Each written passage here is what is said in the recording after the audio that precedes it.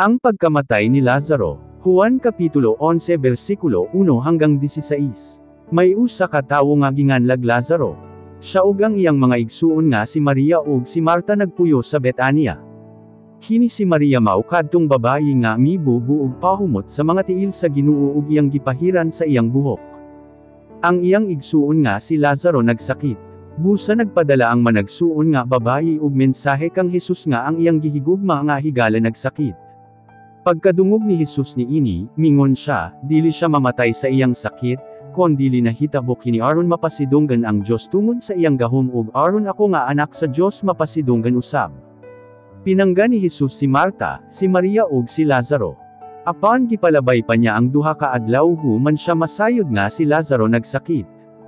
Unya, mingon siya sa iyang mga sumusunod, dali kamo, mubalak na kita sa Judea. Mingon ang iyang mga sumusunod, magtutudlo, dili pa lang dugay nga gitinguhaan ka nga batohon sa mga Hudyo. Ug karon mubalak ka pa didto. Mingon si Hesus, dili ba may 12 ka oras kon adlaw? Busa kon maglakaw ang tawo kon adlaw dili siya mapandol, tungod kay hayag pa. Apan kon maglakaw siya kon gabi mapandol siya tungod kay ngitngit. Human nini mingon pagayod si Hesus, ang atong higala nga si Lazaro natulog. Apan adtuon ko siya ug pukawon.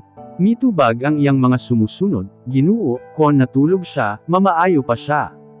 Abi nilag tinuod nga natulog lang si Lazaro, apan ang buot ipasabot ni Hesus nga patay na si Lazaro. Busa giingnan sila ni Hesus sa dayag, patay na si Lazaro. Apan nagapasalamat ako nga wala ako didto kay alang kini sa inyong kaayuhan, tungod kay may himuon ako aron madugangan pagayod ang inyong pagtuo kanako. Dali, adtuon nato siya.